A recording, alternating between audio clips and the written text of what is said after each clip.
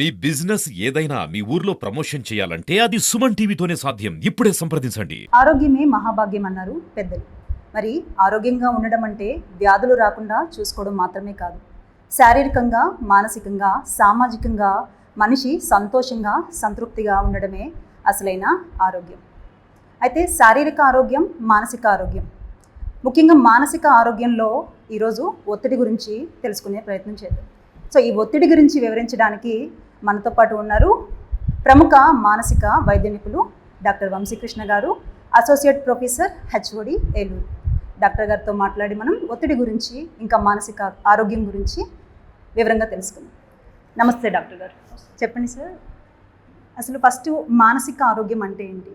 మానసిక ఆరోగ్యంలో మనకి ఒత్తిడి గురించి ఈరోజు మన ప్రేక్షకులకు తెలుసుకుందాం. అలా మానసిక ఆరోగ్యంలో ఒత్తిడి ఏ విధంగా ఇంపాక్ట్ ఉంటుంది సార్? మానసిక ఆరోగ్యం అంటే ఏంటంటే, శారీరకంగా మనం ఫిజికల్ అంటాం, మానసికంగా అనేసరికి ఏముందంటే ఎమోషనల్ ఆర్ సైకలాజికల్ హెల్త్ అంటాం. సో బేసిక్ ఏంటంటే, మనిషి కంటిన్యూస్గా మనకు ఆపరేట్ చేసేది శరీరంతో ఆపరేట్ చేసినా దాని బిహైండ్ బ్యాక్గ్రౌండ్ ఏంటంటే మైండ్ అనేటువంటి సాఫ్ట్వేర్. మనం చూస్తే శరీరం అనేది హార్డ్వేర్ లాంటిది. కంప్యూటర్లో చూస్తే కంప్యూటర్ హార్డ్వేర్, దాని లోపల పనిచేసే సాఫ్ట్వేర్ మైండ్ అనమాట. సో మన మనసు బట్టే మన ఆపరేషన్స్ అన్నీ ఉంటాయి, మన యాక్షన్స్ అన్నీ కూడా మన మనసు మీద డిపెండ్ అయ్యి ఉంటాయి. సో మానసికంగా మన ఆరోగ్యంగా ఉన్నట్లయితేనే ప్రతిరోజు మన పర్సనల్ లైఫ్లో కానీ, ఫ్యామిలీ లైఫ్లో కానీ, సోషల్ లైఫ్లో కానీ, ప్రొఫెషనల్ లైఫ్లో కానీ మనం ఎక్సెల్ అయ్యే అవకాశం ఉంటుంది. సో మానసిక ఆరోగ్యం అంటే మనిషికి ప్రాపర్గా నిద్రపోతున్నాడు, ఓకే, బాగానే ఉన్నట్టు. మనిషి దాని డైలీ రొటీన్లో బాగానే ఇన్వాల్వ్ అవుతున్నాడు, బాగానే ఉంది. చుట్టుపక్కల మనుషులతో కనెక్ట్ అవుతున్నాడు, బాగానే ఉన్నాడు. సో వర్క్ యాక్టివిటీ బాగానే ఉంది, పర్సనల్ లైఫ్ బాగానే ఉంది, సోషల్ ఫంక్షనింగ్ బాగానే ఉందంటే మనిషి మానసికంగా ఆరోగ్యంగా ఉన్నట్టు. ఈ మూడు చాలా ఇంపార్టెంట్ అన్నమాట. Personal, family and social as well as professional, ఇవన్నీ కూడా హెల్తీగా ఫంక్షన్ చేస్తే మనిషి మానసికంగా ఆరోగ్యంగా ఉంటుంది. సార్, అయితే ఇప్పుడు మానసిక ఆరోగ్యంలో సో ఒత్తిడి, పిల్లల్లో చదువుల ఒత్తిడి, అసలు చదువుల ఒత్తిడి ఎందుకు వస్తుంది? బేసిక్ ఏంటంటే, ఇదివరకు రోజులు వేరండి, ఇప్పుడు రోజులు వేరండి. ఇప్పుడు యాక్చువల్గా ఏంటంటే, మనం చూసినట్లయితే గ్లోబలైజేషన్ అర్థం అంటే ఏంటంటే, ఇవాళ టెక్నాలజీ వల్ల ఏమైందంటే వరల్డ్లో బౌండరీస్ అన్ని బ్రేక్ అయిపోయాయి. బౌండరీస్ బ్రేక్ అవడం అంటే, ఇప్పుడు ఇవాళ మనం చిన్న ఇంటర్వ్యూ చేస్తున్నాం, ఇది వరల్డ్లో ఎక్కడైనా చూడొచ్చు. రేపు పొద్దున్న మనకి పెట్టిన తర్వాత ఏమైందంటే, ఏ కార్డుని ఆస్ట్రేలియాని చూడొచ్చు, యూఎస్లోనే చూడొచ్చు. ఈ టెక్నాలజీ వల్ల ఏమైందంటే బౌండరీస్ అన్ని బ్రేక్ అయిపోయాయి. ఎప్పుడైతే బౌండరీస్ అన్ని బ్రేక్ అయిపోయినాయో, ఇదివరకు ఒక లిమిటెడ్ ప్లేస్లో ఉన్నప్పుడు ఆ లిమిటెడ్ వరల్డే మనిషికి ఉండేదన్నమాట. ఇప్పుడు మనిషికి ఏమైందంటే లిమిటెడ్ వరల్డ్ నుంచి చాలా హ్యూజ్ వరల్డ్కి వెళ్ళిపోయాడు. హ్యూజ్ వరల్డ్కి వెళ్ళేసరికి ఏముందంటే, మనిషికి తెలియకుండా లోపల ఇన్నర్గా ఇన్నే డ్రైవ్ ఉంటుంది, ఎదగాలి, బాగా ఎస్టాబ్లిష్ అవ్వాలి, ప్రూవ్ అవ్వాలి. ఇలాంటి కాన్సెప్ట్స్ ఉన్నప్పుడు ఏమవుతుందంటే, తెలియకుండా ఈ గ్లోబలైజేషన్లో వరల్డ్ అంతా వచ్చేసరికి ఏమవుతుందంటే ఈ కాంపిటేటివ్ స్ట్రగుల్ ఎక్కువ అవుతుంది. ఇదివరకు చిన్న ఊరిలో ఉండేవాడు, వాడి మైండ్ సెట్ అంతవరకు ఏముండేది, లిమిటెడ్ లైఫ్ లీడ్ చేసేవాడు, ఉన్నదాంతో హ్యాపీగా ఉండేవాడు, సంతృప్తికరంగా ఉండేవాడు. ఇప్పుడు అలా చిన్నదాంతో ఉండడానికి అవకాశం లేదు. గ్లోబలైజేషన్లో వరల్డ్ అంతా స్మాల్ గ్లోబల్ విలేజ్, చిన్న విలేజ్ అయిపోయింది. టెక్నాలజీ వల్ల బౌండరీస్ అన్ని బ్రేక్ అయినాయి, అంతా చిన్న విలేజ్ లైఫ్ అంతా ఇది ఇప్పుడు మొత్తం ఎక్స్పాండ్ అయిపోయింది. ఈ ఎక్స్పాండ్ అయినప్పుడు ఏమవుతుందంటే, మనిషి తెలియకుండా లాట్ ఆఫ్ కాంపిటేటివ్ స్ట్రగుల్ ఎక్కువగా ఉంటుంది. ఈ కాంపిటేటివ్ స్ట్రగుల్ ఏమవుతుందంటే, డెఫినెట్గా మనిషి నెక్స్ట్ లెవెల్లోకి వెళ్ళాలంటే ఎడ్యుకేషన్ డెఫినెట్. ఇదివరకు రోజుల్లో, ఇప్పుడు మా తాతగారి టైంలో వాళ్ళకి పెద్ద ఎడ్యుకేషన్ లేకపోయినా వాళ్ళ లైఫ్ లీడ్ చేసేది. అలా ఎడ్యుకేషన్ లేకుండా లైఫ్ లీడ్ చేయడం చాలా కష్టం. ఇప్పుడు సింపుల్గా ఇంతకుముందు చూసినట్లయితే వాలంటీర్ జాబ్, మన వాలంటీర్గా మినిమం 5,000 శాలరీ కావాలంటే 10th క్లాస్ క్వాలిఫికేషన్ అడిగారు, లేదా సచివాలయంలో ఉద్యోగం కావాలి, డిగ్రీ క్వాలిఫికేషన్ కావాలి. సో ఏదైనా కూడా మినిమం మన స్టాండర్డ్ ఆఫ్ ఉద్యోగం కావాలన్నా కూడా అడిక్వేట్ ఎడ్యుకేషన్ ఇవాళ అవసరం అనమాట. ఇదివరకు ఎడ్యుకేషన్ ఉన్నా లేకపోయినా మనిషి ముందుకెళ్ళేటువంటి పరిస్థితి. ఇవాళ మనకి అడిక్వేట్ ఎడ్యుకేషన్ ఉన్నట్లయితేనే మనిషి ముందుకెళ్ళే అవకాశం. సో డెఫినెట్లీ ఈ ఎడ్యుకేషన్ టెక్నాలజీ వల్ల గ్లోబల్ విలేజ్ అయింది, కాన్సెప్ట్స్ మారింది. ఎడ్యుకేషన్ డెఫినెట్లీ మ్యాండేటరీ నెసెసిటీ అయింది, ఎందుకంటే ఇంత టెక్నాలజికల్ వరల్డ్లో మనకి ఎడ్యుకేషన్ లేకపోతే ఎక్సెల్ అవ్వడానికి అవకాశం ఉంటుంది అనమాట. సో ఎడ్యుకేషన్ డెఫినెట్గా కావాలి. ఎడ్యుకేషన్ హైలీ కాంపిటేటివ్ అయిపోయింది, because everybody is into that, behind that. అందరికీ ఎడ్యుకేషన్ కావాలి కాబట్టి ఎడ్యుకేషన్ కాంపిటేటివ్ అయింది, కానీ అదే టైంలో ఎడ్యుకేషన్ మీద స్ట్రెస్ పెరిగింది. అది మరి ఎట్లా సార్ ఇలా అయితే? బేసిక్గా అదే మీకు చెప్పిందంటే, ఎప్పుడైతే మన కాంపిటేటివ్ వరల్డ్లో న్యాచురలీ మనం వేరే వాళ్ళతో కంపీట్ చేస్తున్నప్పుడు స్ట్రెస్ ఎక్కువగా ఉంటుంది. కంపీట్ చేయడం అంటే, ఇప్పుడు నేను చదువుకుంటున్నాను, నా మార్కులు నాకు వచ్చి నాకు ఎగ్జామ్లో పాస్ అయితే సరిపోయే కాన్సెప్ట్ ఉంటే సరిపోదు. అలా కాదు, ఇవాళ పాస్ అయితే సరిపోదు, మనం మిగతా వాళ్ళకన్నా ఎక్కువ రావాలి. ఇప్పుడు ఇవాళ మనం కాంపిటేటివ్ ఎగ్జామ్ రాసేవాడి మిగతా వాళ్ళకన్నా ముందు ఉంటేనే మనకు డెఫినెట్గా సీట్ వస్తుంది. వాళ్ళు సీట్ రావాలంటే చాలా టఫ్ అయింది. ఇదివరకు రోజుల్లో ఏంటి, వాడు చదువుకునేవాడు, కొంతమందికే వచ్చాయి. ఇప్పుడు అలా లేదు. ఇప్పుడు ఇవాళ ఎడ్యుకేషన్ ఇన్స్టిట్యూషన్స్లో ఏమైందంటే ఎడ్యుకేషన్ ఇన్స్టిట్యూట్స్లో కూడా ఎడ్యుకేషన్ హై అయింది, అయ్యింది, కాంపిటీషన్ కూడా హై అయింది. అయిపోయింది. సో అందరూ random గా బిహైండ్ చేస్తుంటాం. ఈ ఎడ్యుకేషన్ ఇన్స్టిట్యూషన్లోకి వెళ్ళిపోయేసరికి ఏమవుతుంది, కాంపిటేటివ్ బాగా ఎక్కువైపోయింది, కాంపిటీషన్ వల్ల స్ట్రెస్ ఎక్కువైపోయింది. ఇదివరకు రోజులు ఏంటి, స్కూల్స్ అన్ని 9 to 4 ఉండేవి, ఇవాళ 9 to 4 కాదు, ఇంకా స్కూల్స్ ఇంకా ఎక్కువ టైం స్పెండ్ చేస్తారు. ఏంటంటే కాంపిటీషన్ ఎక్కువగా ఉంది, పిల్లోడు ఎక్సెల్ అవ్వాలంటే కావాలి. స్కూల్ టైమింగ్స్ పెరిగిపోయినాయి, సబ్జెక్ట్స్ పెరిగిపోయినాయి. ఇదివరకు ఇన్ని సబ్జెక్ట్స్ ఉండేవి కాదు. ఇప్పుడు కొత్తగా ఆర్టిఫిషియల్ ఇంటెలిజెన్స్ అన్నారు, మెషిన్ లెర్నింగ్ అంటున్నారు. కాలేజెస్లోకి వచ్చేసరికి న్యూ కాన్సెప్ట్స్ అన్నీ వచ్చేస్తాయి. సార్ పిల్లలు మానసిక ఒత్తిడికి గురవుతున్నారని పేరెంట్స్ ఎలా గుర్తించవచ్చు సార్? ఫస్ట్ పాయింట్ ఏంటంటే మానసిక ఒత్తిడి గురైన ఫస్ట్ పాయింట్ ఏంటంటే పిల్లలకి పేరెంట్స్కి ప్రాపర్ అటాచ్మెంట్ ఉండాలి. అటాచ్మెంట్ అనేది ఏంటంటే ఫస్ట్ చిన్నప్పుడు ఎస్టాబ్లిష్ అయ్యేటువంటి ఒక బాండింగ్ అనమాట. ఈ అటాచ్మెంట్ యూజువల్గా ఫస్ట్ 1 year ఆఫ్ లైఫ్లో చాలా ఇంపార్టెంట్ అనమాట. అంటే ఎందుకు బ్యాక్గ్రౌండ్ చెప్తానంటే because this is very important. First 1 year of లైఫ్లో అటాచ్మెంట్ చాలా ఇంపార్టెంట్. ఆ 1 year ఆఫ్ లైఫ్లో ఎటువంటి అటాచ్మెంట్ ఉండాలంటే ఒక స్ట్రాంగ్ కనెక్షన్, స్ట్రాంగ్ అటాచ్మెంట్. అంటే ఆ పేరెంట్కి పిల్లోడు అన్నీ షేర్ చేసుకునేట్టు ఉండాలి. ఏ ఫీలింగ్ అయినా పేరెంట్ యాక్సెప్ట్ చేసేటట్టు, పేరెంట్ దాన్ని నో అనకుండా రిసీవ్ చేసుకునేట్టు వాళ్ళ అటాచ్మెంట్ కానీ బిల్డప్ అయినట్లయితే first initial foundation of relationship first పేరెంట్కి చైల్డ్కి బెటర్గా ఎస్టాబ్లిష్ అవుతుంది అనమాట. మన ఇంటికి ఫౌండేషన్ ఎంత ఇంపార్టెంటో, ఫౌండేషన్ బలంగా ఉంటేనే దానిపైన బలమైన ఇల్లు కట్టగలం. ఫౌండేషన్ బలంగా ఉంటే దానిపైన ప్యాలెస్ కడితే ఉంటుంది, ఫౌండేషన్ వీక్గా ఉంటే దానిపైన ప్యాలెస్ కడితే కూలిపోతుంది. అయితే సార్ ఇప్పుడున్న బిజీ షెడ్యూల్లో పేరెంట్స్ అనేది ఇద్దరు జాబ్ చేస్తున్నారు, ఇది నెసెసరీ. సో ఈవినింగ్ వచ్చేసరికి వీళ్ళు ఇక కుదిరితే మొబైల్ అక్కడికే వెళ్తుంది, కానీ అటాచ్మెంట్ అనేది మనం చూస్తున్నాం చాలా తగ్గిపోతుంది. మరి ఇది ఎలా? అదే ఇట్స్ వెరీ ఇంపార్టెంట్. ఏంటంటే ఫస్ట్ 1 year ఆఫ్ లైఫ్ చైల్డ్తో అట్లీస్ట్ 1 పేరెంట్ అటాచ్మెంట్ చాలా స్ట్రాంగ్గా ఉండాలి. ఇదివరకు ఏమైందంటే బోత్ పేరెంట్స్లో ఒక పేరెంటే వర్క్ చేసేవాళ్ళు, మదర్ ఇంట్లో ఉండేవారు, సో స్ట్రాంగ్ అటాచ్మెంట్ ఉండేది అనమాట. ఎప్పుడైతే స్ట్రాంగ్ అటాచ్మెంట్ ఉంటుందో అది సెక్యూర్గా ఉంటుందో చైల్డ్ బయటికి వెళ్ళినప్పుడు ఇంకో వ్యక్తితో బయటికి వెళ్ళడానికి అవకాశం ఉంటుంది. సపోజ్ ఎప్పుడైతే మదర్తో స్ట్రాంగ్ అటాచ్మెంట్ లేదు, మదర్తో అన్ని ఫీలింగ్స్ షేర్ చేసుకోలేకపోతున్నాడు, చైల్డ్ బయటికి వెళ్ళలేడు, మదర్కి బాగా క్లింగీగా ఉంటాడు. ఎందుకు బయటికి వెళ్ళాడంటే ఆల్రెడీ ఇక్కడ అటాచ్మెంట్ సరిగ్గా లేదు, మళ్ళీ బయటికి వెళ్ళి ఇంకో కొత్త అటాచ్మెంట్ అయితే ఇది బ్రేకప్ అవుద్దేమో అని భయంతో అది యూజువల్గా బయటికి వెళ్ళి ఫ్రీగా సోషల్గా మూవ్ అవ్వలేరు అనమాట. సో ఫస్ట్ ఇంపార్టెంట్ మదర్తో స్ట్రాంగ్ అటాచ్మెంట్ కానీ బిల్డప్ అయినట్లయితే నెక్స్ట్ చైల్డ్ బయటికి వెళ్ళే అవకాశం ఉంటుంది. So first 1 year of life both పేరెంట్స్లో కంపల్సరీగా ఏంటంటే ఇట్స్ వెరీ ఇంపార్టెంట్. ఎవరో ఒక పేరెంట్ మాత్రం కంపల్సరీగా చైల్డ్తో స్ట్రాంగ్ అటాచ్మెంట్ కోసం ఎక్కువ చైల్డ్కి టైం స్పెండ్ చేయడం చాలా ఇంపార్టెంట్ అండి. వాళ్ళ పేరెంట్స్కి వెరీ ఇంపార్టెంట్ ఏంటంటే పిల్లలతో టైం స్పెండ్ చేయడం చాలా ఇంపార్టెంట్. ఎప్పుడైతే పిల్లలతో టైం స్పెండ్ చేస్తామో, కాకపోతే ఇప్పుడు చూస్తుంటే మనం స్పెండ్ చేసే టైం అనేది చాలా తక్కువ అయింది సార్. ఇది డెవలప్ చేసుకోవాలి. ఇప్పుడు ఇందాక మీకు చెప్పాను కాంపిటేటివ్ వరల్డ్లో ఇవాళ సొసైటీలో సర్వైవ్ అవ్వాలంటే డెఫినెట్లీ మనం చూస్తే ఇప్పుడు స్కూల్లో చూస్తుంటే ఇప్పుడు పేరెంట్స్ బిజీ అయిపోయారు, ఎంతవరకు టీచర్స్ మీద లేదా స్కూల్ మీద డిపెండ్ అయిపోతున్నారు. సో అలా ఉంటే చాలా కష్టం ముందుకు వెళ్ళడానికి కూడా. ఈవెన్ అక్కడ చదవడానికి వరకే సరిపోతుంది, అక్కడ మార్క్స్ ప్రెజర్స్, తర్వాత ర్యాంక్స్ ప్రెజర్ ఉంటుంది. సో వీళ్ళు కూడా అదే ఎక్స్పెక్ట్ చేస్తుంటారు పేరెంట్స్, పొద్దున్న నుంచి సాయంత్రం వరకు స్కూల్లోనే ఉంటున్నారు కదా, మీ టీచర్స్ మిమ్మల్ని పట్టించుకోవట్లేదు. ఇది కరెక్ట్ కాదు కదా సార్. అంటే ఇక్కడ పాయింట్ ఏంటంటే అండి, ఇది కరెక్ట్ రైట్ అని కాదు, ఇప్పుడు ఉన్న దాంట్లో సొసైటీ బాగా స్పీడ్గా చేంజ్ అవుతుంది.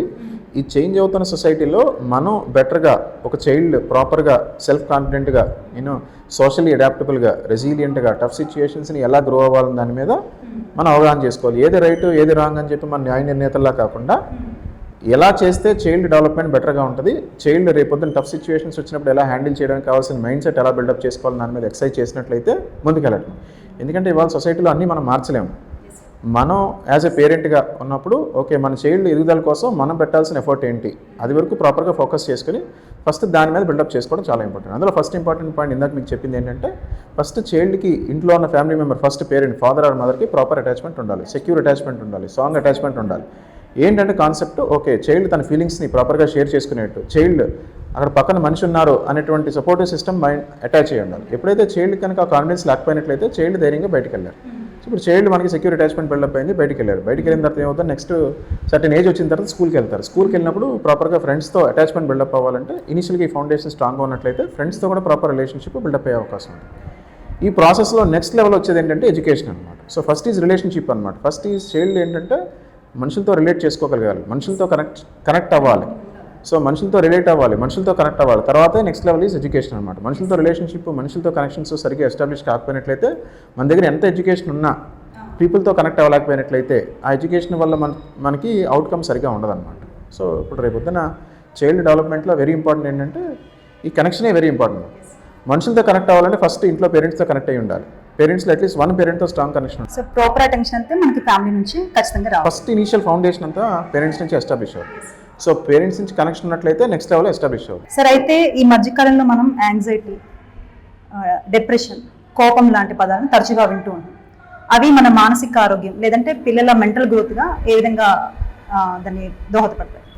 డెఫినెట్లీ బేసిక్ ఏంటంటే ఇవాళ స్ట్రెస్ అన్న యాంగ్జైటీ అన్న ఇవన్నీ కూడా ఏంటంటే మైండ్ రిలేటెడ్ ఫ్యాక్టర్స్ అన్నమాట. ఇప్పుడు స్ట్రెస్ అంటే ఏంటంటే ఇప్పుడు పిల్లోడు ప్రాపర్గా సపోజ్ ఒక 6th క్లాస్ పిల్లోడు 6 hours చదవగలడు. వాడితో మనం 8 hours చదివించామనుకోండి, ఈ ఫీల్ స్ట్రెస్.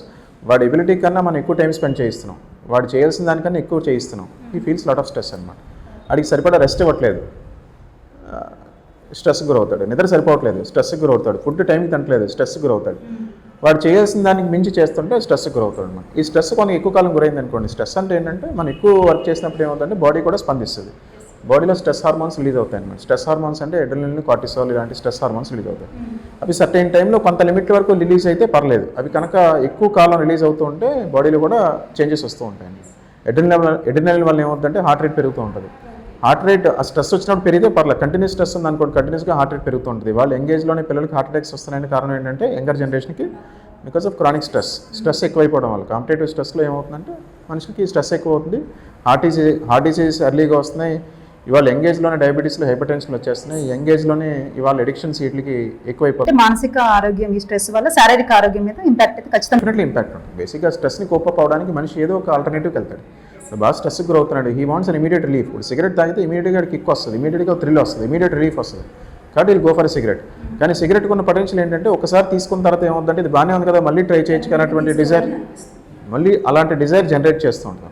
సో అలాంటి డిజైర్ జనరేట్ చేస్తుంది కాబట్టి మనం ఒకసారి తీసుకున్నట్లయితే మళ్ళీ తీసుకునే అవకాశం ఉంటుంది. దానికి ఎడిక్షన్ నేచర్ ఉంటుంది అనమాట. సపోజ్ వాడికి బాగా స్ట్రెస్ఫుల్గా ఉన్నాడు, వాడికి ఇమీడియట్ రిలీఫ్ కావాలి, వాడు ఫ్రెండ్స్ పార్టీ చేసుకుంటున్నారంటే పార్టీకి వెళ్తాడు, పార్టీలో ఫ్రీక్అవుట్ అవుతాడు. అయినప్పుడు నేచురల్ ఏమవుతుందంటే అది బాగానే ఉన్నట్టు అనిపిస్తుంది, మళ్ళీ వై నాట్ నెక్స్ట్ టైం అన్నట్టు అనిపిస్తూ ఉంటుంది. వై నాట్ నెక్స్ట్ టైం అనిపించినప్పుడు అలా కంటిన్యూస్గా తీసుకుంటే ఎడిక్ట్ అయ్యే అవకాశం ఉంటుంది. ఇవాళ ఇనిషియల్గా ఏంటంటే యంగర్ జనరేషన్కి మనం ప్రాపర్గా ఈ స్ట్రెస్ని హ్యాండిల్ చేసేటువంటి విధానం కనుక సరిగ్గా లేకపోయినట్లయితే అది మనకి next level step by step long స్టాండింగ్గా క్రానిక్గా మనకి హెల్త్ ప్రాబ్లమ్స్ వచ్చే అవకాశం ఎక్కువగా ఉంటుంది. సరే అయితే చదువులు ఆటలు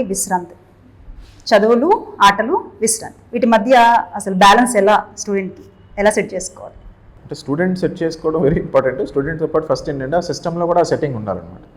సిస్టంలో సెట్టింగ్ ఉండాలంటే ఏంటంటే ఇప్పుడు ఇవాళ కాంపిటేటివ్ స్ట్రెస్లో చదువుల టైమింగ్ ఎక్కువైపోయింది, సబ్జెక్ట్స్ ఎక్కువైపోయినాయి, ఎగ్జామ్స్ ఎక్కువైపోయినాయి, డెడ్లైన్స్ చాలా ఎక్కువైపోయినాయి, అసైన్మెంట్స్ చాలా ఎక్కువైపోయినాయి. కంటిన్యూస్ ప్రాసెస్లో ఏమవుతుందంటే పిల్లలకి కంటిన్యూస్గా సపోజ్ ఇప్పుడు వాడు సాయంత్రం పూట వెళ్ళి కాసేపు గేమ్ ఆడాలనుకుంటాడు, కానీ రేపు ఏదో అసైన్మెంట్ ఉంటుంది, ఎలా ఆడతాడు? ధైర్యంగా ఆడలేడు.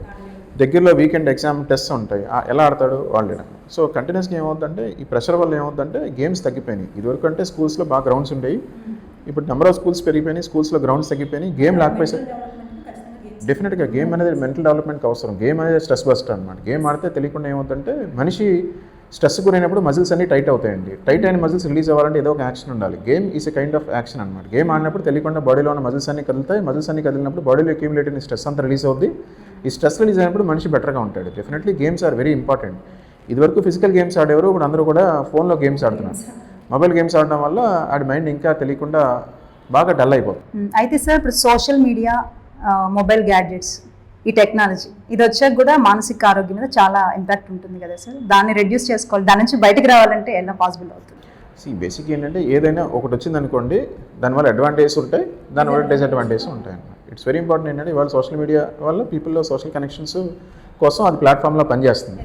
కానీ అది ఏంటంటే ఎక్సెస్ వాడేమనుకోండి, లిమిట్ లేకుండా ఇప్పుడు ఏమవుతుందంటే దానికి ఉన్న నేచర్ ఏంటంటే సోషల్ మీడియా సపోజ్ మనకి ఏం చేస్తుంటే తెలియకుండా ఎక్కువ టైం స్పెండ్ చేస్తాం అన్నమాట. సపోజ్ మనం ఒక యూట్యూబ్ అనేది చూస్తున్నాం అండి, ఫస్ట్ ఇనిషియల్గా ఒక వీడియో చూస్తాం, తర్వాత సిమిలర్ వీడియోస్ వస్తూ ఉంటాయి అన్నమాట. మనం ఏదైతే ఎక్కువ టైం స్పెండ్ చేస్తూ ఉంటామో ఆ యాప్, ఆ సాఫ్ట్వేర్ అలా డిజైన్ చేయబడింది ఏంటంటే మనకు నచ్చింది కంటిన్యూస్గా జనరేట్ చేస్తూ ఉంటుంది. సో తెలియకుండా ఏమవుతుందంటే ఎక్కువ టైం తెలియకుండా దాన్ని చూస్తూ ఉంటాం అనమాట. ఎక్కువ కూడా అలా చూసరికి ఏమవుతుందంటే తెలియకుండా మైండ్ ఎంప్టీ అయిపోతూ ఉంటుంది. ఇప్పుడు సపోజ్ మనం బిర్యానీ అంటే ఇష్టం, వరుసగా 4 రోజులు తిన్నాం అనుకోండి, తర్వాత 5వ రోజు బోరింగ్గా ఇంట్రెస్టింగ్గా ఉండదు. కానీ తెలియకుండా మనం చూసేటప్పుడు ఏమవుతుందంటే నీకు ఇంట్రెస్ట్ పోయిందని కూడా నీకు తెలియదు, కానీ లోపల అది కంటిన్యూస్గా రన్ అవుతూ ఉంటుంది. సో అప్పుడు ఏమవుతుందంటే తెలియకుండా లోపల feelings of boredom, feelings of emptiness ఎక్కువైపోతూ ఉంటాయి అన్నమాట. ఎప్పుడైతే ఫీలింగ్స్ ఆఫ్ బోర్డమ్, ఎంప్టీనెస్ ఎక్కువైందో మనుషులతో కనెక్ట్ అవ్వలేరు. మనుషులతో కనెక్ట్ అయినప్పుడు ఏమవుతుందంటే తెలియకుండా లోపల స్ట్రెస్ లెవెల్స్ ఎక్కువ ఉంటాయి. మనుషులతో కనెక్ట్ అయితేనే స్ట్రెస్ లెవెల్స్ తగ్గుతూ ఉంటాయి. స్ట్రెస్ లెవెల్స్ ఎలా తగ్గుతూ ఉంటాయంటే మనుషులతో మాట్లాడుతుంటే లోపల ఉన్న ఫీలింగ్ కూడా బయటకు వస్తూ ఉంటుంది, బట్ లోపల ఉన్న స్ట్రెస్ తగ్గుతూ ఉంటుంది. మన మనుషులతో మాట్లాడకుండా ఎక్కువ ఫోన్ ప్యాసివ్గా ఇంటరాక్టివ్గా చూస్తూ ఉన్నాం అనుకోండి, తెలియకుండా లోపల స్ట్రెస్ లెవెల్స్ పెరిగిపోతూ ఉంటాయి. అయితే సార్ ఈ స్ట్రెస్ వల్ల మనం ఈ మధ్యకాలంలో ఎక్కువ నిద్రలేమనేసి వింటుంది. అసలు ఏంటి సార్ ఈ నిద్ర?